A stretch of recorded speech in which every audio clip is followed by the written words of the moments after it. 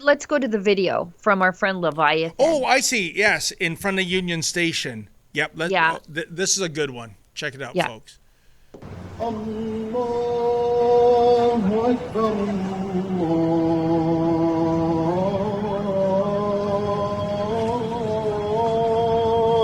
أكبر لا إله إلا الله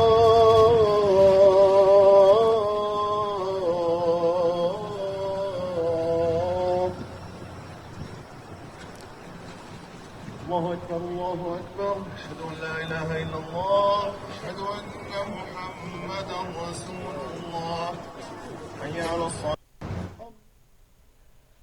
Yeah, So this is let's push the envelope part 442 in terms of what we can get away with. The police, of course, went over to the Hamas holes and said, will you get your candy asses off Front Street because you're in front of the busiest train station in Canada? No, of course they didn't do that. They probably asked, are you thirsty? Are you hungry? We got some Java and Timbits in cruiser number 10. Sheila, this is just the middle finger being raised to, everything. Law and order, Canadian values. They are getting away with things that nobody else could. If I went down in front of Union Station right now and tried to make a blockade with my pickup truck, believe me, I would be roughed up, arrested. The truck would be impounded. These guys, hey, it's diversity, I guess. Unbelievable. yeah, this is complete two-tiered policing. Yep. So they closed the road directly in front of Union Station so that people who are loyal to the designated terrorist group Hamas, so an outlawed terror organization in this country, could hold their prayer. They're standing on an armed resistance banner, in case you're wondering how they feel about October 7th. They feel that the abduction and murder of 1,200 Israeli citizens is just resistance. These are the same cops who refuse to do anything when these folks go into Jewish neighborhoods and stage their cosplay. In fact, I misspoke. I don't want to say they refuse to do anything. They know who the bad guys are: prickly Jewish journalists who show up on the scene to document what's going on, Yep. like our boss, Ezra Levant. They marched him away in handcuffs, but they do nothing about these guys who, at the very least, could get a jaywalking ticket. And Sheila, can you explain for me? We're now into the third anniversary of the brutal shutdown of the Freedom Convoy in Ottawa. Where are the pearl-clutching liberals? You don't have the right to commandeer our streets and make noise. Have any of these people been brutally shut down with the whack-em and stack-em Gestapo? Have any of these people had a cylinder shot into their thighs like our beloved colleague Alexa Laval? How about bank accounts? Have any of these junior jihadis had their bank accounts frozen? No, no, and no. Again, the double standard in terms of politics and two-tier policing, it couldn't be any more apparent than that. And Myron Demkew, when are you going to tender your resignation? You are the worst police chief in Toronto history, and given that Bill Blair was a police chief, that's saying something. Yeah. But that's why I think he probably wants to just be the next Bill Blair, right? Yeah. Like Bill Blair is not going to be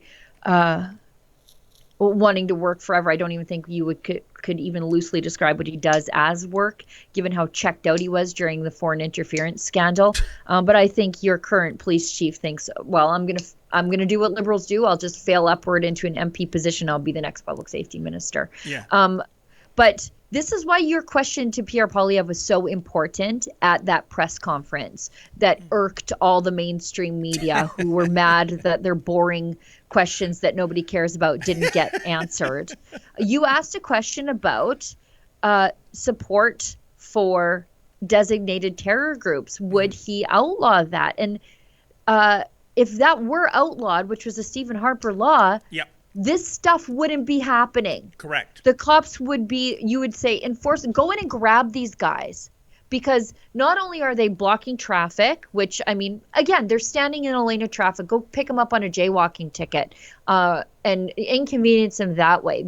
But they are expressing support for an outlawed terror organization, which is a terrorist crime in this country, and you can go to jail for a heck of a lot longer. But right now, I mean, like I said, we're not even giving them the most basic, inconvenient ticket of a jaywalking ticket. We're not even actually even shooing them off the road.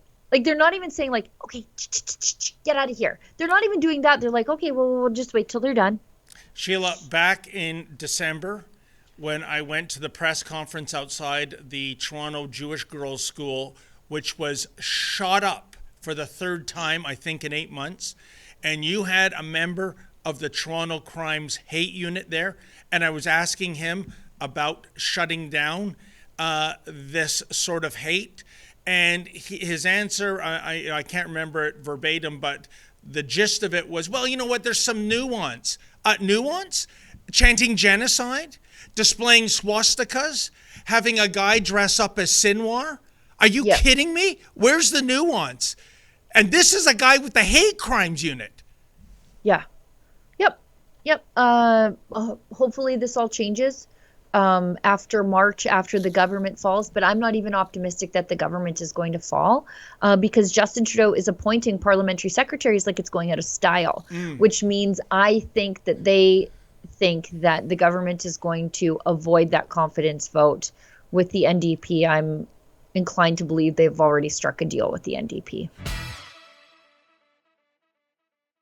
Go to rebelnewsplus.com. Members get instant access to all of our shows, invitations to exclusive events, and access to our premium content like live event footage and documentaries you won't see anywhere else.